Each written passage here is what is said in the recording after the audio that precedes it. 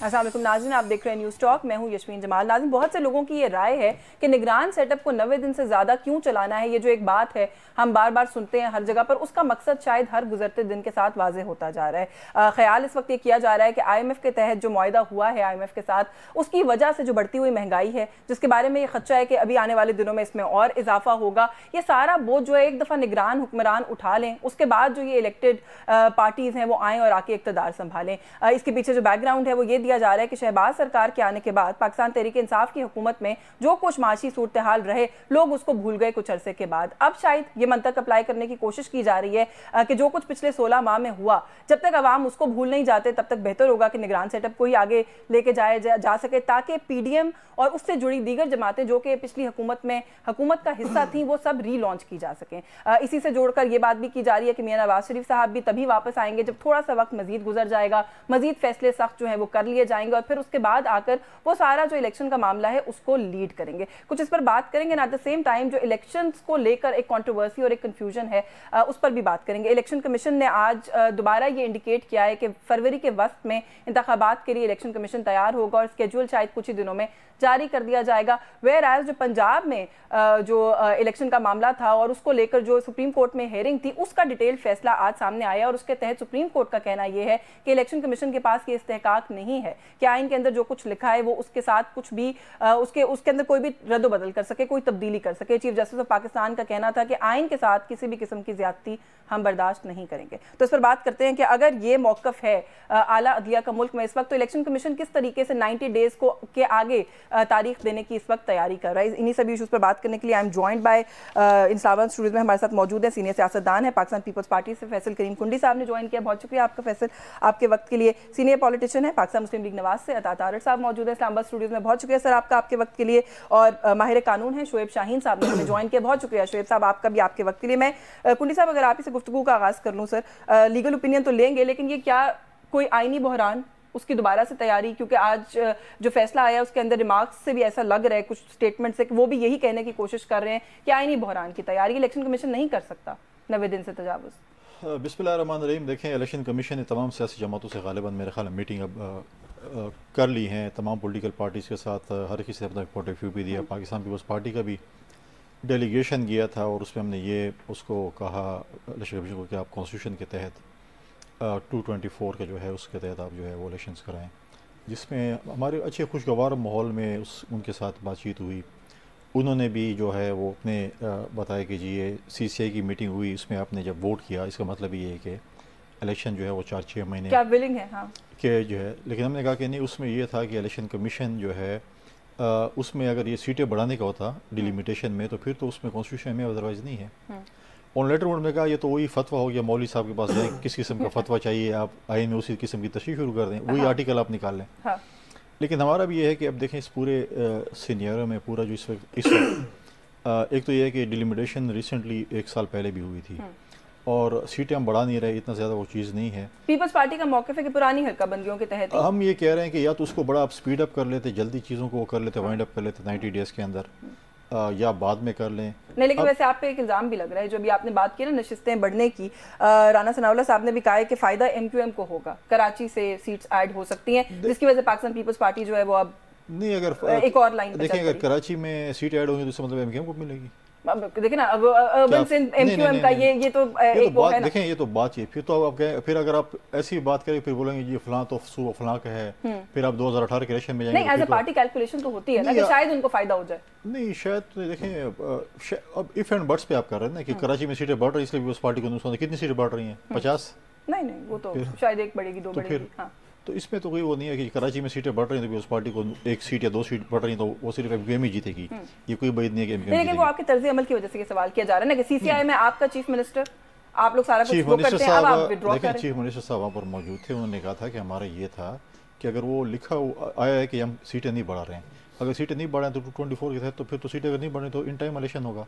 हमने अपना point of view दिया, उनके हम पॉइंट ऑफ व्यू के इंतज़ार में हैं कि वो अपना जवाब क्या देते हैं। उसके बाद पीपल्स पार्टी की सीसी की मीटिंग होगी, उसके बाद हम अपना नेक्स्ट लेवल का फैसला करेंगे कि हम इस पर क्या करते हैं। बिल्कुल ठीक है। तारिक साहब, क्या कंफ्यूजन है इस वक्त? ये आला अदलिया कहती है आप ये नहीं कर सकते, आइन मुकद्दम है, इलेक्शन कमीशन कहता है जी हालिया अमेंडमेंट्स के बाद ये मेरा इससे कहा कि मैं कर सकता हूँ, सदर पाकिस्तान कहते हैं मेरा राइट है। ये तो बड़ा कंफ्यूजन चल रहा है इस वक्त। देखिए, अगर हर कोई अपना काम करना शुरू कर दे तो मसाइल पैदा ना हो। आइनी बहरान की बात ऑनरेबल चीफ जस्टिस साहब पता नहीं कैसे कर लेते हैं, उनमें हौसला या हिम्मत कैसे आती है कि वो 63A की गलत तशरीह करके आइन को रीराइट करके एक सूबाई हुकूमत किसी पॉलिटिकल पार्टी की डिसलॉज करके एक और पार्टी की सूबाई हुकूमत कायम करवा के उसके बाद शर्मिंदा भी नहीं हो। यानी जब ये केस चल रहा था तो उन्होंने कहा कि ये तो बड़ी अजीब बात है कि कोई वोट डाले और वो गिनती में शुमार ना हो। देखिए, वोट डालना आपका इख्तियार है, आगे वो गिनती में शुमार ना हो फिर सजा भी है कि आप डीसीट हो जाते हैं। तो 63A की गलत तशरीह करके एक आईनी बुरान खुद पैदा किया। जब सूट करता है आईनी बुरान पैदा कर देते हैं, जब सूट नहीं करता नहीं करते। अब तो ऑनरेबल बेंच ने कहा है कि हम एक्शन लेंगे, आइन को वायलेट करने की कोशिश जरूर लें, मगर फुल कोर्ट बना दें। कोर्ट के अंदर ग्रुपिंग्स हैं, लॉबीज हैं। अब 16 सितंबर से पहले कोशिश यह है कि लाडले को तो रिलीफ दिया जाए जितना दिया जा सकता है और बुहरान को मजीद संगीन किया जाए। तो अब तो ये आखिरी महीना लोग पता है क्या करते हैं यशवीन साहब, लोग फेयरवेल डिनर खा रहे होते हैं। इनको पता नहीं किसी ने शायद बुलाया नहीं अभी तक, वरना लोग बुलाते हैं आपको। आउटगोइंग चीफ जस्टिस हैं, 15-16 दिन रह गए, लोग दोपहर को कहते हैं जी आए, जोराना होगा, इशाइया होगा। तो जोराने और इशाइयों का महीना होता है। बट बहरहाल आप तो कमिटमेंट को अप्रिशिएट करें। कतर नजर इस बात से देखिए, इलेक्शन एक्ट बिल्कुल क्लियर है कि इलेक्शन की डेट इलेक्शन कमीशन ने देनी है। सदर का इख्तियार इसलिए नहीं है कि सदर बाउंड है by the advice of the prime minister. आप एक कानूनदान भी हैं, मुझे थोड़ा सा इसकी वजाहत कर दे। मैं I am not a legal person, लेकिन कुछ कवानीन दूसरे कवानीन पर सुपीरियर होते हैं। कानून के अंदर भी एक हायरार्की होती है कवानीन की। तो आइन तो मेरा ख्याल है फिर टॉप पर है। कोई एक तरमीम जो कि पार्लियामान ने की है वो कैसे मुकद्दम हो गई आइन के एक क्लॉज? देखिए, बात ये है, इनेबलिंग लेजिस्लेशन है ना, आइन की बहुत सारी शिकों की तशरीह जो है वो थ्रू लेजिस्लेशन, थ्रू लॉ की जाती है। पहली बात तो ये है। दूसरी बात ये है कि फिर भी अगर इलेक्शन एक्ट को साइड पे भी रखते हैं फिर भी सदर का इख्तियार नहीं है कि वो डेट दे सके।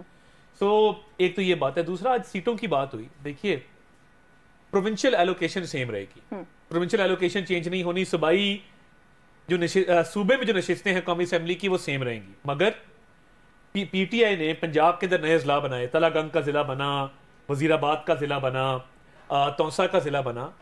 इन अजला की एडिशन के बाद अब बहुत कई जिलों के साथ ज्यादती है। हाफजाबाद का हमारा जिला है, वहां एक सीट है पूरी अन्य की, ठीक है, और वो आबादी उसकी ठीक है। अब 40 अरब रुपए लगा के हमने मर्दमशुमारी की है, इतना टाइम एफर्ट लगा है स्टेट का, तो उसके बाद भी वो इलाके महरूम रहे रिप्रेजेंटेशन से, या जो वोटर हैं वो मजबूर रहे कि उसने एक ही उम्मीदवार को वोट डालना है। तो ये उनकी राइट्स की भी वायलेशन है। मैं समझता हूँ मर्दमशुमारी के बाद हल्का बंदी उसका नेचुरल कॉन्सिक्वेंस है। Basically you are all for it के जो वक्त लगता है हल्का बंदी। उनसे मैं इस पे आती हूँ कि आप लोग क्यों ऑल फॉर हैं, जो इब्तिदाई में मैंने बात की थी। शोएब शाहीन साहब से जरा इस पीसी पे राय ले लें। सर, ये कोई आईनी बहरान इन द मेकिंग है? चीफ जस्टिस साहब कहते हैं कि आइन को अगर वायलेट करने की कोशिश की तो हम बर्दाश्त नहीं करेंगे। देखिए, बड़ी इंपॉर्टेंट बात यह है कि ये मुस्लिम लीग नून और पीपल्स पार्टी जो कि इक़्तिदार में थी पिछले इस 9 अगस्त तक, लेकिन मुझे ये बताएं कि ये मुस्तकिल 30 अप्रैल के बाद भी जब ये सेंसस का सारा प्रोसेस मुकम्मल हुआ, ये कहते रहे कि हम पुरानी मर्दमशुमारी पे इलेक्शंस कराएंगे। तो यकदम वन फाइन मॉर्निंग या 2 दिन 4 दिन पहले अपने इक़्तिदार से क्या किसने इनको कहा कि नहीं जनाब आप CCI की मीटिंग बुलाएं और इसको नोटिफाई कर दें? पहली बात तो यह है कि नोटिफाई अगर करना था ये मई में कर देते, जून में कर देते, ताकि वो टाइम बच जाता। दूसरी बात यह है कि हल्का बंदियों का पर्पज़ क्या होता है, वो है आर्टिकल 51 सब आर्टिकल 5। उसमें तादाद जो है पॉपुलेशन के हिसाब से उसमें रद्दोबदल की जाती है, ताकि पॉपुलेशन कहीं बढ़ गई कहीं कम हो गई, उस हिसाब से उनको कम करना है, ज़्यादा करना है, किस जगह पे क्या देना है, वो होता है पर्पज़ उसका। वो तो आपके पास असेंबलीज नहीं है, उसके लिए 2/3 मेजॉरिटी चाहिए आइन में तरमीम करने के लिए, वो है नहीं। फिर आप देखें कि CCI की जो कंपोजिशन है वो अनकॉन्स्टिट्यूशनल है। तो जो इसमें वज़राए आला थे वो इसमें बैठ ही नहीं सकते थे, उनको केयर टेकर थे, उनको अख्तियार ही नहीं है कि आप पॉलिसी के बारे में कोई डिसीजन ले सकें। वो तो पोस्टिंग ट्रांसफ़र तक नहीं कर सकते। ख्वाजा आसिफ की जजमेंट है 2013 CMR 1205 में इसलिए ये अनकॉन्स्टिट्यूशनल है। इवन CCI का जो नोटिफिकेशन का फैसला है उसकी भी कोई लीगल वैल्यू नहीं है। But even if we presume कि CCI ये फैसला करने की वजह देन के आइन के मुताबिक इलेक्शन 90 डेज से आगे आप नहीं लेके जा सकते। अगर आप लेके जाएंगे ये it will be an unconstitutional act, ये जमहूरियत को डिरेल करने का मुतरादिफ होगा। आर्टिकल 224 कहते हैं कि चीफ जस्टिस जब 48(5) आर्टिकल 105 क्लियर है। जी जी नहीं, अभी तारड़ साहब बात कर रहे थे ना कि अनकॉन्स्टिट्यूशनल जो मामला है उसका आगाज तो खुद किया आला अदलिया ने, अब जो है वो अनकॉन्स्टिट्यूशनल की बात करते हैं। ये एक इनेबलिंग वो है अमेंडमेंट है इलेक्शन एक्ट के अंदर जो कि अलाउ करती है कि आप इलेक्शन कमीशन को इख्तियार दें, वो जब मर्जी की तारीख दें। फिर ठीक है, फिर 10 साल के लिए बैठे रहे, ना कराएं इलेक्शंस। कौन पूछेगा आपको अगर आपने आइन पे अमल दरामद नहीं करना, पहली बात। दूसरी बात है कि आपको सुप्रीम कोर्ट के किसी फैसले से इख्तलाफ हो सकता है, आपको हक है आप तनकीद भी करें, लेकिन सुप्रीम कोर्ट का फैसला है, everyone has to respect it, और आपको हक है कि आप उसमें रिव्यू करें, आप उसको चैलेंज करें कानून के मुताबिक। ये हार्स ट्रेडिंग के से असल में बहुत तकलीफ़ में है। मसला क्या था पंजाब में और फेडरल में, वहाँ 20 इन्होंने 25 लोटे बनाए, 5 सीटें तो वो थीं जो स्पेशल सीटें थी, वो मिल गई PTI को वापस। 20 सीटों पे इलेक्शन हुआ, 16 सीटें PTI जीत गई, इनको वहाँ शिकस्त हो गई, हमजा शहबाज साहब साइड लाइन हो गए, अब वहाँ से ये चल रहे हैं। ठीक है, आप कह सकते हो कि 63A की तशरीह दुरुस्त नहीं है, उसकी इंटरप्रेशन दुरुस्त नहीं है। भाई दोबारा इलेक्शन हो गए ना, उन्होंने डिस्क्वालीफाई होना था 63A के मुताबिक, डिस्क्वालीफाई तो होना ही होना था। जब वो डिस्क्वालीफाई हो गए तो दोबारा इलेक्शन हुआ, तब दोबारा इलेक्शन हुआ तो दोबारा आपके सामने जिसके पास जितनी सीटें थीं उनका इलेक्शन हो गया, उसके हमजा शहबाज हार गए, परवेज इलाही जीत गया। इसमें क्या प्रॉब्लम हो सकता है? आप कह सकते हो। और अगर आपको मसला था भी तो उन्होंने तो आपको टिल देन आप इंटरम तौर पर आप हमजा शहबाज ने उस वक्त तक कंटिन्यू किया जब तक कि नया इलेक्शन नहीं आया। उससे आपको नुकसान क्या हुआ? हाँ, एक काम जरूर हुआ है, हार्स ट्रेडिंग का हमेशा के लिए रास्ता रोका है, जिसको सुप्रीम कोर्ट एक लानत, जिसको सुप्रीम कोर्ट ऑलरेडी एक कैंसर डिक्लेयर कर चुकी है। अब मसला ये है कि मुझे इजाजत दें, आप कहना चाह रहे हैं? मैं सिर्फ ये रिस्पॉन्ड करना चाहता हूँ कि जो बुज़दार सरकार थी, आज किसी को याद भी नहीं, उस्मान बुज़दार भी वज़ीर-ए-आला पंजाब थे, और वो जिस तरह वज़ीर-ए-आला बने, अभी शोएब साहब तो नए नए पार्टी पॉलिटिक्स में नए आए हैं, सियासत में नया कदम है, सीनियर कानूनदान है, इनको वो आइडिया नहीं है कि जनूबी पंजाब महाज जब जनरल फैज़ ने बनाया था वो कैसे बनाया था, या लोटों की जो एक फौज जफर मौज बाकायदा फैक्ट्री में प्रोड्यूस करके नए नवेले करके जहाज़ों में बिठा के पटके पहना के यहाँ पे बनी गाला में कतारें लगाई गई थी, वो कैसे लगाई गई थी। एक पार्टी तो बनी ही लोटों के ऊपर थी, हमने तो अपने लोग वापस लिए ना, हम तो पीपल्स पार्टी और हम तो फिल्ट्रेशन प्रोसेस से गुजरे हुए। हमने तनकीद आप पे वैसे भी होती है कि ये हॉर्स ट्रेडिंग का रास्ता रुकना पसंद नहीं आया। नहीं, ट्रेडिशनल पॉलिटिकल पार्टी उसका एक तरीकेकार है, उसका तरीकेकार है। हर इंडिविजुअल मेंबर को ये हक हासिल है कि वो पार्लिमानी पार्टी के हेड से पूछ के वोट करे। इधर क्या हुआ, आपने चेयरमैन ऑफ पार्टी को राइट दे दिया, चेयरमैन ऑफ पार्टी की जब आपने तशरीह की तो उसके ऊपर लेटर असद उमर साहब का था, उधर लेटर जो है वो जायज हो गया, और चौधरी शुजात का बतौर पार्टी हेड लेटर नाजायज हो गया। तो सुप्रीम कोर्ट का अपना मयार है कि वो तरीके इंसाफ के लिए जो चीज हलाल है बाकी पार्टियों के लिए हराम है।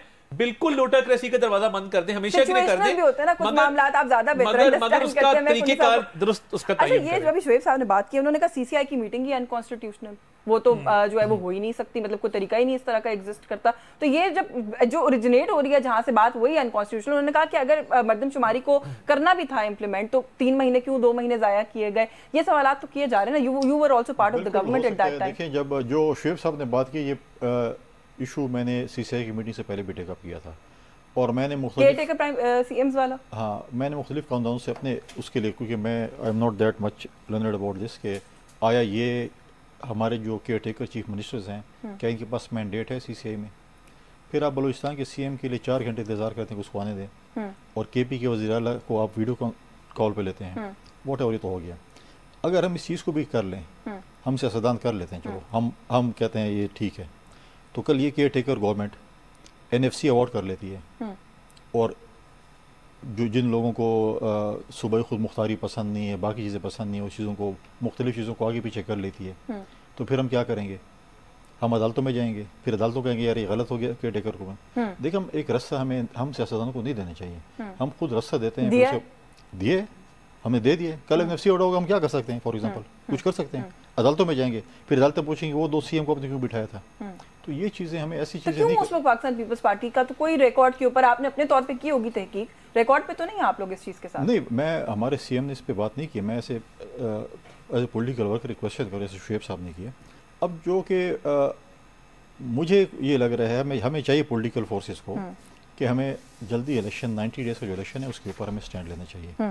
आप कर ले मरदमशुमारी, ये अब तो ये है कि जी फरवरी में होंगे क्योंकि सेनेट आधी होगी फिर आधी नहीं होगी, फिर कल बोल देंगे खुदा न खासा कि फिर आधी सेनेट हो या ना हो, फिर क्या फ़र्क पड़ता है। फिर ऐसे ना हो कि तार साहब और हमें फिर ट्रक पे सवार होना पड़े और इलेक्शन के लिए भी हमें तहरीर चलानी पड़ेगी पाकिस्तान में इलेक्शन भी। Before I go to Shoaib sahab, ये जो मामला है सुप्रीम कोर्ट आपको लगता है कि अलाउ करेगी इलेक्शन कमीशन को, क्योंकि ये मसला देखें जमात इस्लामी में चली गई है। उसके बाद मेरा एक सिख से मुझे कह रहे हैं कि जो इन्होंने कहा ना कि चीफ जस्टिस साहब खाने नहीं खा रहे हैं, हाँ। काम कर रहे हैं, आप कह रहे हैं बहुत मेहनत कर रहे हैं, हाँ। जाते जाते जो आखिरी ओवर में कोई 2-3 छक्के ना मार जाए, ये कोई could this be one of the sixers जो जब आप जाते जाते छक्का मारने की कोशिश करते हैं ना, आप रिटायर्ड हर्ट भी हो जाते हैं। तो इसमें ध्यान करने की जरूरत होती है कि अब देखें ना प्रॉब्लम क्या है। आपने रिव्यू ऑफ जजमेंट्स एक्ट को कलअदम करार दे दिया, आपने supreme court practice and procedures act जो है उसको हेल्ड इन अबेयंस कर दिया, सस्पेंड कर दिया।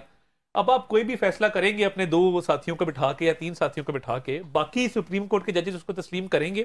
पहले ही 5-3 और 3-2 वाली डिबेट आपके सामने है, ठीक है ना जी। मेजॉरिटी ऑफ जजेस ने तस्लीम नहीं किया इनका फैसला। पर चीफ जस्टिस साहब कहते हैं कि एक कानून जो कि इनएक्टिव है, कहा गया था कि बजट के बाद पार्लियामेंट में वापस जाएगा, इसके अंदर तस्हीह की जाएगी और वापस आएगा, जो कि नहीं किया उस वक्त की पार्लियामान ने। तो अब जब तक पार्लियामेंट नहीं आती तो क्या सारे मामला को रोक दें, कुछ भी ना सुने? देखिए, वैलिडली पास लेजिस्लेशन मौजूद है, अमेंडमेंट करना इख्तियार फिर पार्लियामेंट का है। प्रॉब्लम ये है कि चीफ जस्टिस साहब चाहते हैं कि तमाम कवानीन वो खुद बनाए। देखिए, ये मुकन्ना का काम है, आपका काम नहीं है, तो उनको काम करने दें। उन्होंने एक लॉ बनाया है, आप अगर हर लॉ को कलअदम करार दे देंगे तो कल को फिर आप पे ये इल्जाम लगेगा कि आप डिक्टेटर थे, आपने अपने दौर में पार्लियामेंट की बनाए हुए कवानीन को पैरों तले रोंदा, अपनी मर्जी को इम्पोज किया और इम्पोज करके चले गए। पहले इल्जाम लग रहे हैं, दागदार करियर तो हो गया, ठीक है, आखिर में जोर आजमाई आला अदलिया के पास ये इस्तेहकाक नहीं है।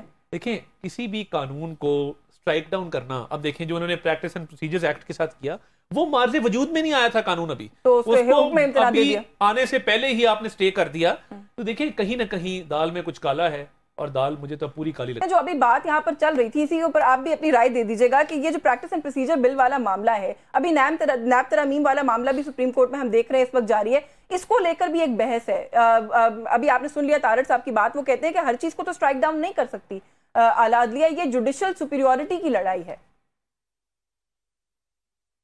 देखें, पहले तो मैं आपको वो 90 डेज के इलेक्शन की बात कर रहा था, आप जल्दी से उधर चली गई। 90 डेज का इलेक्शन अनक्वालिफाइड, अनकंडीशनल, ये आइन ज़बरदस्ती जिम्मेदारी देता है तमाम कंसर्न लोगों को, इलेक्शन कमीशन ऑफ पाकिस्तान को, प्रेसिडेंट ऑफ पाकिस्तान को, गवर्नर्स को, कि आप 90 डेज में इलेक्शन कराएंगे, नॉट लेटर देन 90 डेज। उसमें किसी किस्म का कोई अभाव नहीं है। मैं जैसे कह रहा था कि for the time being presume कर लें कि CCI का फैसला ड्यूली क्वालिफाइड थे, वो कंपोजिशन भी दुरुस्त थी, इवन देन ये डिलिमिटेशन के प्रोसेस की वजह से आप इलेक्शन का इल्तवा नहीं कर सकते, इसमें कोई इबहाम नहीं है। और इसके ऊपर सुप्रीम कोर्ट ऑलरेडी 1 मार्च को फैसला दे चुकी है, जिसके अंदर उन्होंने ये 90 डेज वाली बात और 4-4 वाले फैसले में, और दूसरा कि कौन तारीख देगा। जो पहले प्रेसिडेंट की पावर्स थी 57(1), अब जो लॉ ने इलेक्शन एक्ट की तरमीम के जरिए वो पावर दे दी है इलेक्शन कमीशन को। लेकिन अगर नेशनल असम्बली डिसॉल्व हुई है बाय द प्रेसिडेंट, फिर आर्टिकल 48(5) पावर देता है कि वो डेट देंगे, और गवर्नर्स ने जहां डिसॉल्व की है वो पावर देता है गवर्नर्स को आइन कि वो डेट देंगे प्रोविंशियल असम्बलीज की। और नॉट लेटर देन 90 डेज जब कह दिया गया है, इसके बाद एक दिन भी ऊपर होगा, that will be treated as unconstitutional. इसलिए इसके अंदर कोई अभाव नहीं है। बल्कि इलेक्शन कमीशन के बारे में जो पिछले दिनों जजमेंट आई थी, उसमें उन्होंने इल्ज़ाम लगाया है, एक लिहाज से अलेज किया है कि इन्होंने सुप्रीम कोर्ट ने बल्कि डिक्लेयर किया है कि जमहूरियत को डिरेल किया है, कॉन्स्टिट्यूशनल वायलेशंस की हैं, लिहाजा इस पे तो कोई इबहाम नहीं है कि 90 डेज में इलेक्शन होने। अब हम आते हैं आपके सवाल की तरफ। देखें, review of judgment and order और प्रैक्टिस एंड प्रोसीजर बिल, ये दो अलग अलग चीजें हैं, लेकिन इन्होंने दोनों के अंदर, दोनों लॉज के अंदर तकरीबन 80 to 90% वही बातें हैं जो इसमें लिख दी गई हैं। लेकिन review of judgment and order पे अगर मैं बात कर लूँ, उसके अंदर उन्होंने इनहेरेंट गलतियां की हैं और सेटल लॉ के मुताबिक, आइन के मुताबिक जुडिशल रिव्यू का अख्तियार high court and supreme court को है। ठीक है। और सुप्रीम कोर्ट ने ये डिक्लेयर किया है बड़ी डिटेल रीजनिंग के साथ, जब तक आप आइन में तरमीम नहीं करेंगे तो ये तरामीम आप कर ही नहीं सकते हैं और रिव्यू को कभी अपील का स्टेटस नहीं दे सकते। रिव्यू का स्कोप अलग होता है और अपील का स्कोप अलग होता है। लिहाजा एक जजमेंट है ड्यूली प्रोनाउंस्ड, अगर कोई उसके बारे में किसी को एतराज है वो विद इन 30 डेज उसके खिलाफ रिव्यू फाइल करें। ये जो प्रैक्टिस एंड प्रोसीजर बिल है, मेरा ख्याल है प्रैक्टिस एंड प्रोसीजर बिल है, इसके बारे में वजाहत से सुप्रीम कोर्ट भी तो सर कुछ नहीं कह रही ना। आपने भी जो लास्ट हियरिंग अगर उसमें देखा हो तो मंसूर अली शाह साहब ने कहा कि जी ये तो नेटफ्लिक्स का सीजन 3 बनता चला जा रहा है, इसका कुछ हल करें। देखें, प्रैक्टिस एंड प्रोसीजर बिल के ऊपर एक बेंच ने, मेरा ख्याल है 8 मेंबर बेंच है आई थिंक, या 7 मेंबर बेंच है, 8 मेंबर बेंच है, उन्होंने उसको हेल्ड एन अबैंस किया है। हेल्ड एन अबैंस इसलिए किया है कभी बेंच कंप्लीट नहीं है बिकॉज ऑफ वेकेशंस। अब ज़ाहिर है बेंच जब मुकम्मल नहीं होगा, कुछ जज साहिबान बैठते हैं, कुछ जज साहिबान अवेलेबल नहीं है, तो naturally it could not be decided. उससे फ़र्क क्या पड़ेगा? ठीक है, जजेस का अपना एक पॉइंट ऑफ व्यू है और दुरुस्त है वो भी, मंसूर अली शाह साहब का, काजी फाइसा साहब का, कि बेहतर है कि उसका फैसला पहले कर दिया जाए ताकि 184(3) की फिक्सेशन ऑफ जो बेंच होता है उसमें पावर डेलीगेट कर दी गई है chief justice along with 2 senior most जजेस। इसलिए वो फिक्सेशन ऑफ बेंच का जो मामला है वो या उनके पास जाएगा या उसको एक्सेप्ट कर लें या रिजेक्ट कर लें, लेकिन बेंच की अवेलेबिलिटी ना होने की वजह से it could not be finalised. अब आज नहीं, कल नहीं, महीने बाद, 2 महीने बाद ये बहरहाल डिसाइड होना है। 15 दिन बाद वैसे भी काजी फाइजा साहब ने आ जाना है, या वो डिसाइड करेंगे या ये डिसाइड करेंगे, लेकिन सुप्रीम कोर्ट ने उसको डिसाइड तो करना है। बिल्कुल ठीक है सर, आप एक ब्रेक ले, मुझे ब्रेक का कहा जा रहा है, ब्रेक ले लेते या उसका एक्ट को। जी बिल्कुल, एक ब्रेक ले लेती हूँ। और ये जो बात अभी आप आखिर में बेंच वाली कर रहे हैं, फिर इसके अंदर सवाल यही पैदा होता है ना कि जब तक वो रिक्वायरमेंट पूरी नहीं होती तो उसको पूरा किए बगैर क्या केसेस की समाअत होती रहेगी, ये भी एक क्वेश्चन। एक ब्रेक लेते हैं, ब्रेक से वापस आके कुछ बात करेंगे बढ़ती हुई महंगाई और इस वक्त जो मामलात हैं उसके हवाले से। हमारे साथ रहिए। जी वेलकम बैक नाज़रीन। ब्रेक पे जाने से पहले हम बात करें इस वक्त जो मुल्क की माशी सूरत हाल है उसके हवाले से। वो कह रहे हैं कि एक शख्स की नफरत में उसको नीचे गिराने के लिए ये सारा कुछ जो है वो किया गया। थोड़ा सा उनके बारे में भी अगर बात कर लें, वो आपको कहीं बाहर आते हुए नजर आ रहे हैं? एक केस में तो उनकी सजा मुअत्तल हुई लेकिन वो अभी भी अटक जेल में मौजूद हैं, फर्दर जुडिशल रिमांड पे, केसेस की एक बड़ी तवील फहरिस्त है। देखिए, पहली बात है कि एक शख्स की नफरत नहीं थी, हमने एक जमहूरी तरीके से अदम एतमाद की तहरीक लेके आए थे, हमने अदम एतमाद की तहरीक के जरिए उनको हटाया था। वो कह रहे हैं मजबूरी क्या थी? जब आपके पास आपके इत्यादी आपके साथ नहीं खड़े हुए, हमारे साथ थे, हमने अदम एतमाद किया। आप इस्तीफे ना देते ना, बाद में जब रो रहे थे, आप रहते पार्लियामेंट में, आपके साथ इत्यादी वापस आ जाते, हमारे ऊपर भी अदम एतमाद कर सकते थे, जैसे आपने पंजाब में किया जुडिशरी के साथ मिलकर। अब बात यह है कि ठीक है, हम तो इनको कहते हैं ये चीज़ें हैं, लेकिन इनके ऊपर जितने भी इल्ज़ाम हैं, इनके ऊपर जितने भी बयान हैं, सारे इनकी पार्टी वाले दे रहे हैं। अब मुझे अकबर बाबर जो है वो कौन है, किसने केस किया है? परवेज़ हटा कौन है? इनका सीएम था, इनका डिफेंस मिनिस्टर था। आज वो क्या कह रहा है? वो तो कहते हैं तबाही का प्लान बनाया मुल्क की। और कौन हमें सपोर्ट कर रहा था? उसने बताया कि मैं बाजू ने सपोर्ट किया, या मैं फैज़ ने सपोर्ट किया, मैं ये सपोर्ट कर रहे थे, हमें इन्होंने इलेक्शन जीते, हमने ये किए। आपके लोग कह रहे हैं, हम तो वो सुन के आपको बता रहे हैं कि आप बताएं कि वो लोग कौन थे। अब आप डेफिनेटली बोलेंगे वो गद्दार थे क्योंकि वो आपको छोड़ चले गए। लिहाजा देखिए, जो भी चीज़ें हैं, अगर केस प्रोहिबिट फंडिंग ये केस हुआ तो आपकी अपनी पार्टी के बंदे नहीं, अगर ये बयानात आ रहे हैं तो सारे आपके लोग बता रहे हैं। फिर भी ये सवाल है, फिर ये कहते हैं, देखिए फिर आप खुद कहते हैं कि मैंने तो किसके कहने पे असम्बली तोड़ी, सुबह असम्बली मुझे किसने का मशवरा दिया था? अपनी अकल तो इस्तेमाल कभी भी नहीं की ना। अगर दूसरे की अकल पे आप काम करेंगे, दूसरे कहने पे आप करेंगे, फिर आप इधर आप उनके साथ लड़ भी रहे हैं। सीजन पॉलिटिकल पार्टीज को फिर भी इस तरह की चीजों पर खुश नहीं होना चाहिए, इनकरेज नहीं करना चाहिए। आज वो सलाखों के पीछे हैं, उनके साथ सलूक होता रहा। आप देखिए, हम एक जिम्मेवार पॉलिटिकल पार्टी, मेरे पार्टी के चेयरमैन फॉरेन मिनिस्टर थे, उन्होंने कभी भी बाहर जाकर जितने भी उन्होंने दौरे किए, कभी ये नहीं कहा कि पाकिस्तान पीपल्स पार्टी या चेयरमैन बिलावल भुट्टो जरदारी, उन्हें पाकिस्तान का नाम लिया। नहीं, मैं तो आज की कंडीशन की बात कर रही हूं। नहीं, मैं उस पर भी आ रहा हूँ। उन्होंने हमेशा कहा कि अगर मेरे पुराने प्राइम मिनिस्टर थे पाकिस्तान के, वो ठीक है, ये क्या कहते हैं अमेरिका में जाके, ओ भाई ये एक क्लास में क्यों है, इनको घर से खाना क्यों आता है, इनके पंखे क्यों हैं, जरदारी साहब की दवाई के लिए फ्रिज क्यों है? तो जो चीजें इन्होंने कही थी कि होनी चाहिए, हम तो कहते हैं वही चीज हो जाती है। मैं तो आपको यही कह रही हूँ ना कि मकाफाते अमल जो कह रहे थे आज फेस करें, कल को फिर आपको नहीं करना पड़ेगा। हम तो उस वक्त कह रहे थे, आज तो देसी मुर्गे ये खा रहे हैं ना, साफ घी तो इनको मिल रहा है ना, हमें तो नहीं मिल रहा था ना। सब्जियां, फरमाइशी प्रोग्राम तो इनके चल रहे हैं ना। वैसे अभी एक खबर आई है थोड़ी देर पहले कि 50 से ज्यादा पीपल्स पार्टी के लोगों का नाम स्टॉप लिस्ट में डाल दिया गया है। आप लोगों के साथ भी किसी सिलसिले का आगाज तो नहीं हो रहा? देखिए, मैं तो इस कॉन्टेक्स्ट में कहती हूँ, इस मुल्क में फिर ये मामला शुरू हो जाते हैं। मैंने 50 भी सुने, मैंने 100 भी सुने, मैंने 200 भी सुने। जब ऑफिशियल जरदारी साहब भी मुल्क से जा रहे हैं, ये भी खबर है। नहीं, वो इस वक्त दुबई में जा नहीं रहे, नाराज हैं, फिर वापस नहीं आएंगे। अब ये तो आप बयान जो भी बनाए ना, वो इस वक्त नहीं, वो 3-4 दिन से दुबई में जा नहीं रहे हैं। अब प्रॉब्लम ये है कि अगर आए, सपोज अगर मेरा नाम सर्विस, अगर जब ऑफिशियली आएगा तो मैं उसके लिए जो भी मेरा फॉर्म है उसके पास जाऊंगा। लेकिन अब आप जो भी कहानियां बनाए, अब एक उसमें आ रहा है कि जी 50 है, एक में 100, किसी में 200, मैं कहती हूँ 10 है। कुछ अगर आगाज हुआ है कहीं पर, तो इज इट अ मैटर जो आप लोगों को परेशान, लम्हा फिक्रिया है, सोचने की जरूरत है? लम्हा फिक्रिया इसलिए नहीं है, देखें अभी तक जो है ये इन्फॉर्मेशन सिर्फ जराए से चल रही है। जब ऑफिशियली आएगी तो उसके ऊपर जो हमें जो कार्रवाई करनी होगी, जिसके नाम भी होगा वो अगले कार्रवाई करेंगे। बिल्कुल ठीक है। खान साहब का मामला, ये इस वक्त भी वो जुडिशल रिमांड में है। वो कहते हैं जी कौन सा तरीका है जुडिशल रिमांड का? जज के ऊपर भी उन्होंने एतराज कर दिया। वो कहते हैं एंटी टेररिस्ट कोर्ट के जज हैं। एक तो इन्होंने लतीफ खोसा साहब के साथ ज्यादती की, उनको यूज किया, तोशा खाना के केस में साइफर में फारग कर दिया। वो बेचारे अब आजकल ढूंढ रहे हैं कि कोई केस मिल जाए, बड़ी ज्यादती है। उनको सीनियर आदमी है, गवर्नर रहे हैं इनकी पार्टी के और सेनेटर रहे हैं, उनको वो मकाम मिलना चाहिए था। प्रेरोगेटिव है वो, तो ठीक है, इसके लिए 12 इलेक्शन के साथ खड़ा कर देते, इज्जत मिल जाती है। हम तो पावर ऑफ अटर्नी हर किसी को दे देते हैं, कोई ऐसा इशू नहीं है। देखें इस मुल्क में महंगाई क्यों हुई? 2018 में हम क्या हालात छोड़ के गए थे? हमने क्या इनहेरिट किया? 13 में 18 में क्या छोड़ा? हर अच्छे मंसूबे पे हमारी छाप है। वो मोटरवेज हैं, वो बिजली के मंसूबे हैं, वो डैम्स हैं, वो स्कूल, कॉलेज, अस्पताल, यूनिवर्सिटियां हैं। इन्होंने बंद की हर चीज आके।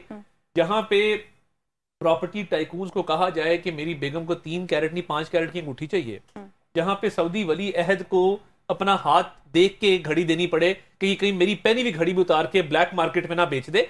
लेकिन अब लेट्स बी फेयर, एस्टैब्लिशमेंट ने कहा था तोशा खाना करो, एस्टैब्लिशमेंट ने कहा था कि 190 मिलियन पाउंड अल कादिर करो, एस्टैब्लिशमेंट ने कहा था बीआरटी पेशावर को, एस्टैब्लिशमेंट ने कहा था बिलियन टी सुनामी करो। ये फैशन बन गया है। ये बड़े लाइक्स आते हैं। आप एज पॉलिटिकल पार्टी मैं भी आज गुजरे हैं, आपको नहीं लगता कि इसके अंदर कितनी बातों में कितनी हकीकत होती है, कितना अफसाना होता है? आप हमसे ज्यादा अच्छा जानते हैं। इनके लोगों को लीगल प्रोसेस नहीं पता कि जिस दिन जुडिशियल रिमांड दिया गया साइफर के केस में, जिस्मानी रिमांड की इस्तदा मुस्तरद हुई। उन्होंने कहा मैं जिस्मानी रिमांड चाहिए, हम गिरफ्तार करने जा रहे हैं अटक जेल में। उन्होंने कहा जी जिस्मानी रिमांड रिजेक्टेड। तो जब जिस्मानी रिमांड रिजेक्ट होता है और आप बेल अप्लाई नहीं करते तो फिर आपका जुडिशियल रिमांड ही देना था ना। और एक मुल्जिम ऑलरेडी कस्टडी में था। मैं इतना डर है कि लाइट ऑफ द डे भी ना नजर आए, पेशी के लिए भी नहीं, जज साहब की पेशी करा दी, उनको अटक जेल भेज दिया। तो उनके वकला की उस पे किया गया ना, सिक्योरिटी, टोपी, बंदे, हिसार, इन्होंने कई पेशियां इस वजह से अवॉइड की कि जी हमें वहां पे खतरा है फेट के जुडिशियल कॉम्प्लेक्स में, हम फलां अदालत नहीं आ सकते, हम घर बैठे हुए हैं। ये इनका मुतालबा था, पूरा हुआ। देखिए साइफर का केस एक संजीदा केस है। आपने पाकिस्तान के दुश्मनों को फायदा दिया, आपने पाकिस्तान के बैनुल अक़वामी ताल्लुकात को खराब करने की कोशिश की, आपने एक सीक्रेट डॉक्यूमेंट उसको घुमाया, उसको लहराया, अनऑथराइज्ड लोगों को वो पेश किया। सीनियर कानूनदान है एतजाज अहसन साहब, उन्होंने मेरे प्रोग्राम में कहा एज एक्स प्राइम मिनिस्टर उनका प्रेरोगेटिव है कि क्लासिफाइड डॉक्यूमेंट को डीक्लासिफाई कर दे और जो मर्जी करे। मेरे तो रिश्तेदार भी हैं, जो मर्जी करे। उन्होंने ये मेरे रिकॉर्ड पे उन्होंने कहा उनका जो उनका इख्तियार है वो कुछ भी करे। मेरे लिए वो काबिल एहतराम है, उम्र के इस हिस्से में है जहां पे शायद उनको भूल जाता है कि ये डॉक्यूमेंट डीक्लासिफाई प्राइम मिनिस्टर ने नहीं करना था, ये कैबिनेट ने करना था। और कैबिनेट ने डीक्लासिफाई किया, चीफ जस्टिस को भेजा, बंदयाल साहब ने सील लिफाफे में वो रखा हुआ है, वो खोला भी नहीं और वो वापस कर दिया। देखिए डीक्लासिफाई आप पब्लिक एट लार्ज के लिए नहीं कर सकते। अगर करना है तो बतानी है कि ये वजह है, हम पब्लिक एट लार्ज के लिए डीक्लासिफाई कर रहे हैं। देखिए 4 साल में जिस मुल्क के साथ हुआ ना, तारीख में कभी नहीं हुआ। आज हम भुगत रहे हैं, हम सियासी नुकसान बर्दाश्त कर लेंगे, मगर इन जैसे लोग जो फाल निकाल के हुकूमतें चलाते हैं, ये दोबारा कभी ना आए। इस मुल्क की बेहतरी से शोएब शाहीन साहब, ये जो मामला है इस वक्त अभी जो जुडिशियल रिमांड वाला, सवाल सबके जबानों पर एक ही है लोगों की कि क्या खान साहब बाहर आ सकेंगे? वही एतजाज अहसन साहब का हवाला दे रही, उन्होंने हमारे प्रोग्राम में कहा कि पता नहीं कोई 180 केसेस हैं, मुझे तो आते हुए नजर नहीं आते। देखिए 180 केसेस सारे अभी फ्रॉड केस हैं। अगर इनके पास फ्रॉड केसेस ना होते तो मैं तो एक बात करता हूँ कि 180 के बजाय 200 भी कर लें। लेकिन इन्होंने खुद अपने लिए गड़ा खोदा है कि ये साइफर वाला केस को रीओपन करके मुझे ये बताएं कि जिस वक्त साइफर का इशू था, डीक्लासिफाई होने के बाद पर्चा और एफआईआर काहे को, उस वक्त तो ये कहा करते थे, वो आपके सामने है सबकी, कि आज साइफर नाम का कोई वजूद ही नहीं है। फिर क्या होता है? फिर ये होता है कि जनाब नेशनल सिक्योरिटी कमेटी में 2 दफ़ा जाता है, इनके ज़माने में शहबाज शरीफ के ज़ेर क़यादत जब नेशनल सिक्योरिटी कमेटी का दोबारा इजलास हुआ तो असद मजीद को दोबारा बुलाया जाता है, उससे कंटेंट्स वेरीफाई कराए जाते हैं। और आज इंटरसेप्ट की स्टोरी लीक होने के बाद मुझे बताएं कि क्या ये नहीं कहते थे शहबाज शरीफ बेगर्स आर नॉट चूजर्स? क्या ख्वाजा आसिफ नहीं कहता था कि अमेरिका तो हमारा वेंटिलेटर है? भाई, जिस शख्स ने एब्सोल्युटली नॉट कह के आपके मुल्क की सलामती के ऊपर होने वाले और ख़ुद मुख्तारी के होने वाले हमलों को रजिस्ट किया, एक सिटिंग प्राइम मिनिस्टर का फ़र्ज़ है कि ना सिर्फ वो एक्सटर्नल और इंटरनल थ्रेट के मुकाबले में रजिस्ट करे, उसमें अपनी कौम को आगाह करे। He was the competent authority under the rules of business 55 को आप पढ़ लें और आर्टिकल 1991 के मुताबिक आप पढ़ लें, आप आर्टिकल 248 को पढ़ लें। आप उनसे नहीं पूछ सकते, आप उनसे सवाल नहीं कर सकते। ये डिक्लासिफाई हो गया था और एक मासूमाना सवाल मैं कर सकते हैं। सुन लें ना, मैं बात वो कह रहे कर सकते हैं। मेरा एक मासूमाना सवाल है, मेरे बड़े भाई हैं, ये बता दें हुकूमत बाजवा ने गिराई थी कि अमेरिका ने गिराई थी? तब मुझे बात करने देना। दोनों हैंडलर से ना, यहाँ के लोकल हैंडलर से और वो उसके साथ शामिल थे। वो किसको नहीं पता। बात यह है कि आज आपके मिनिस्टर्स कह रहे हैं कि हम फौज की मदद से आए थे, आपके ख्वाजा आसिफ साहब कह रहे हैं कि हमें तो 2019 में कहा गया आए पहले पंजाब ले लें और बाद में आकर के हम आपको नेशनल असेंबली फेडरल दे देंगे। ये ख्वाजा आसिफ साहब की स्टेटमेंट अभी चला के आप देख लें। बहुत शुक्रिया आपका शुएब शाहीन साहब, आपके वक्त के लिए। तातार साहब, thank you so much for your time. Faisal Karim Kundi साहब, बहुत शुक्रिया आपका प्रोग्राम में तशरीफ लाए। व्यूअर्स, न्यूज़ टॉक से आज के लिए बस यही कुछ। यस्मीन जमाल को इजाजत दीजिए, अल्लाह हाफिज़। जी, वेलकम बैक नाज़रीन। ब्रेक पे जाने से पहले जैसे मैंने कहा था, कुंडी साहब, कुछ बढ़ती हुई महंगाई और ये जो सारे मामलात हैं, अवाम की चीखें निकली हुई। केयर टेकर जो सेटअप है, जो हुक्मरान है, उनको इल्ज़ाम देना मैं समझती हूँ उनके साथ ज्यादती है। करके तो जो कुछ गए सर, आप लोग करके गए। देखें, हमारे पास उस पिछली हुकूमत में दो रास्ते थे पिछली, क्योंकि आप देखें कि अब ये अगर आज आप कहें, मैं बिल्कुल इस पे एग्री करता हूँ, केयर टेकर को हम इस वक्त मुद्दे इल्ज़ाम इसलिए नहीं ठहरा सकते, उनको तो अभी 10 दिन भी नहीं हुआ। लेकिन अगर आप ये कहें कि जी ये पिछली हुकूमत या जो 16 महीने की जो हुकूमत थी उसका वो था, लेकिन हम अगर उसको बोलें कि ये कंटिन्यूटी थी पिछली 3.5 साल की हुकूमत की, जब IMF के साथ डील हुई उसको जो है ऑनर नहीं किया गया, एक चीज़ चल रही थी, या हम मुल्क को डिफ़ॉल्ट करते। दोनों बड़े मतलब है कि मैं समझता हूँ कि चीज़ें थी कि खड्डे थे दोनों, या आप मुल्क को डिफ़ॉल्ट करते या मुश्किल फ़ैसले लेते। डिफ़ॉल्ट जो है वो थोड़ा ज़्यादा मैं समझता हूँ कि तबाही थी हमारे लिए, और मुश्किल फ़ैसले थोड़े आसान तो नहीं थे, लेकिन वो भी थोड़ा सा उससे थोड़ा सा जो है दोस्त हालात बिल्कुल लोग निकले हुए रोडों पे, बिल्कुल ये एक अलार्मिंग सिचुएशन है कि विदाउट लीडरशिप अगर आप लोग जिम्मेदारी शेयर करते हैं इनके साथ सारे मामलात की। देखिए, हम एतजाज़ एहसन साहब मेरे प्रोग्राम में थे कुछ दिन पहले, उन्होंने कहा जी कि हमारा क्या लेना देना था। देखिए, हम एक कोलिशन हुकूमत थे, और कोलिशन में अगर मैं बोलूँ कि जो मीठा मीठा हप और कड़वा तू तो ये नहीं हो सकता। तो फिर कॉल क्यों देते हैं एहतजाज की आप लोग भी? नगीर बुखारी साहब ने कहा कि हमारे लोगों को भी बाहर निकलना चाहिए। हमें इस चीज़ पे देखें, एक जो ये है कि IMF के साथ डील हुई है, अब केयर टेकर गवर्नमेंट भी इस पोजीशन में ना हो कि अगर वो कीमतें शायद कम कर सकें। वो उस वक्त हो सकता है कि जब वो IMF के पास दोबारा जाए, उनके साथ कोई बातचीत दोबारा करें, और पब्लिक प्रेशर और पॉलिटिकल प्रेशर को देखते हुए शायद वो इस कहेंगे जी हमारे मुल्क में एक ऐसी सिचुएशन बनी हुई जिसमें पॉलिटिकल पार्टीज एंड पब्लिक जो है वो रोडों पे है, और ये हम इसको जो है वो आगे बढ़ा सकें।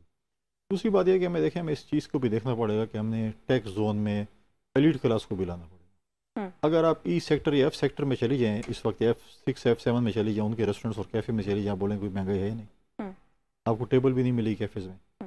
लेकिन अगर आप मिडिल क्लास लोगों के उसमें चले जाएँ या गरीब उसमें चले जाएँ, तो आप उनके जो है ज़िंदगी आप देखें इस वक्त जो है वो बहुत ही मतलब है कि इस वक्त सिचुएशन ऐसी है कि अगर आपकी तनख्वाह या बिजली का बिल नहीं दे सकते हैं, फिर आप तो टैक्स रिफॉर्म्स क्यों नहीं किए आप लोगों ने? उसमें फिर देखिए, आपके पास इतनी 16 महीने में आप क्या कर सकते हैं? इससे पहले भी हुकूमतें आई हैं ना सर, आप लोगों की सब्सटेंशियल तो कोई हुकूमतें तो देखें कभी भी नहीं हुआ इजाफा।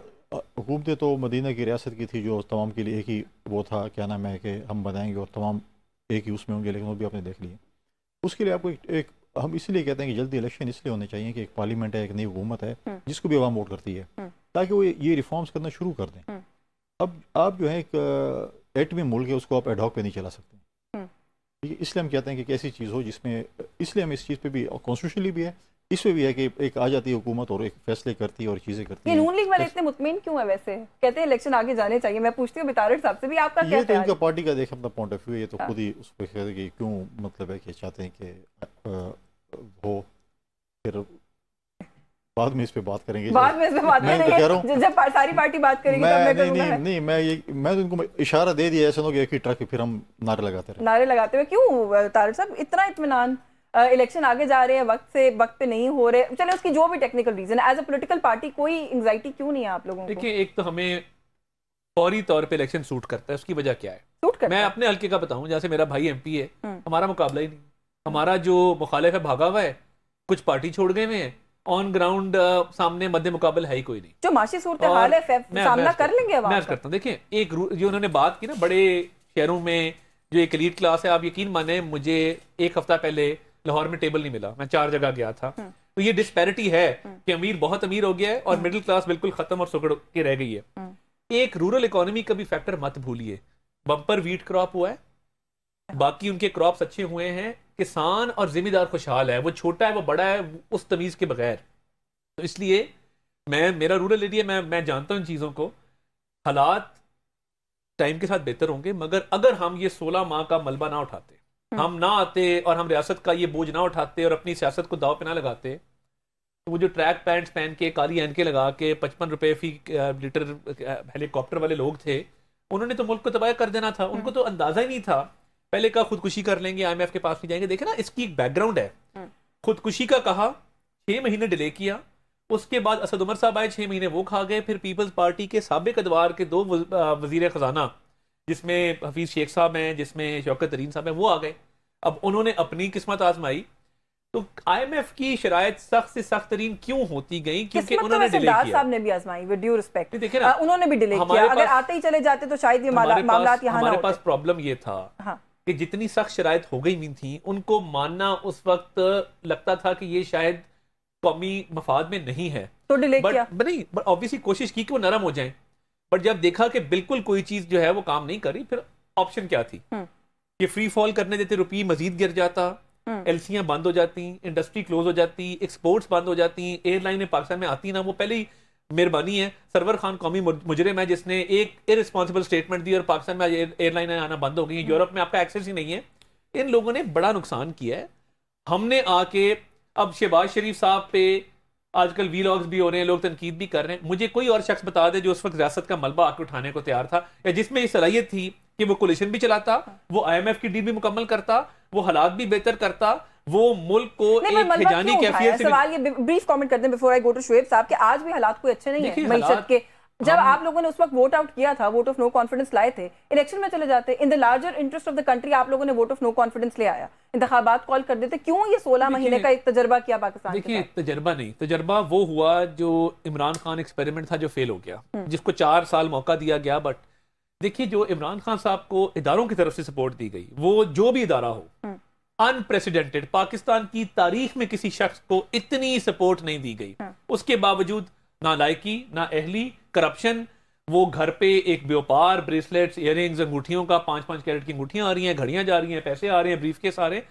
देखिए, तरजीहात और थी। IMF तरजीह नहीं थी, वो बड़के मार के हुकूमत चलाई है, वो मैं खुदकुशी कर लूंगा, मैं नहीं जाऊंगा IMF के पास। ये तरीका नहीं है ना गवर्नमेंट चलाने का। मैं आपसे बात करती हूँ जो भी आप बात करें, क्योंकि यही तर्ज अमल, यही तनकीद PTI की हुकूमत पर भी रही कि वो लोग यही करते रहे, यानी कि मुखालफीन पर तनकीद। अब आप पर भी यही तनकीद हो रही है कि आप लोग भी अब यही कर रहे हैं और कुछ नहीं करें। मैं जरा शुएब साहब को मैं शामिल कर लूं। शुएब साहब, 2 बातें, एक तो ये कि जो पॉलिटिकल पार्टीज इस वक्त समझती हैं कि डिले हो गया तो कोई बात नहीं, जैसे मैंने कहा कि नून लीग बड़ी मुतमईन दिखाई दे रही है, तो क्या जो कारकर्दगी है उसके बोझ को थोड़ा सा आगे लेके जाने की कोशिश है कि शायद लोग भूल जाएं? एक तो इस पे कमेंट करें। दूसरा, एक ये राय बड़ी बार बार सामने आ रही है कि जो लोग बाहर आ रहे हैं, पब्लिक प्रेशर से शायद IMF जो है वो बच कर जाए और कोई जो है वो डिस्काउंट, किसी किस्म का रिलीफ जो है वो पाकिस्तानी अवाम के लिए IMF की तरफ से आ सके। आपको लगता है ऐसा मुमकिनात में से होगा? देखें, पहली बात तो यह है कि रिलीफ IMF ने नहीं देना। कब कहा है IMF ने कि आप गरीबों के ऊपर जुल्म करें? ये अशराफिया, ये हुक्मरान, अब ये मेरे दोनों भाई बैठे हुए हैं, ये भी कैबिनेट का हिस्सा थे। 87 मिनिस्टर्स वजीर व मुशीर थे पिछले 16 महीनों में। और नासिर सईद खोसा की सरबराही में जब एक कमेटी बनाई शहबाज शरीफ ने, उसने कहा 32 मिनिस्टर्स रखें। तो इन्होंने जो तूफान बदतमीजी मचा रखा था, जो इस मुल्क के साथ खिलवाड़ किया, उसका अंजाम तो ये होना था। और ये तनकीद कर रहे हैं इमरान खान और PTI की गवर्नमेंट पे। तो मुझे ये बताएं, इस वक्त भी अशराफिया को मुफ्त मराद, जो कि हुक्मरान, हमारे जजेस, जर्नैल और उसके साथ सिविल और मिलिट्री ब्यूरोक्रेसी, 18 बिलियन डॉलर के मुफ्त मरात ले रहे हैं, जिसके अंदर सारी ये मरात उसमें मुफ्त की शामिल है। आज ये ख़त्म करें, ये लोगों को आप जो 50,000 वाला बिल है ये आपका 5,000 पे आ जाएगा। मसला ये है कि अशराफिया को की अय्याशियाँ ख़त्म नहीं करनी, नाम इस्तेमाल करना है IMF का और जुल्म ढाना है गरीबों के ऊपर। उस वक्त 16 रुपए बिजली का यूनिट था, आज 50 रुपए को क्रॉस कर गया है। उस वक्त आपकी GDP, इसमें कोरोना भी 2 साल गुजारा है, 2 साल कोरोना गुजारने के बावजूद 3.5 साल की कारकर्दगी ये है 6.1% आपकी GDP थी। आज आपकी इनका जो इंडिकेटर है, ये इनके अदाद शुमार है पिछले साल और आज के, 0.3% है इनकी और आगे नेगेटिव जाएगी। और आपकी वो चीनी आज 180 रुपए पे नहीं मिल रही, और इन्होंने आज डॉलर 325 से ऊपर चला गया, मिलता नहीं है। और आपका पेट्रोल 292 पे चला गया है, उससे भी ये सुना है कि आप दोबारा बढ़ा रहे हैं। तो ये जो उस वक्त रिजर्व थे 24 बिलियन डॉलर, आज मांगे तांगे कि आपके पास 4 बिलियन डॉलर नहीं है।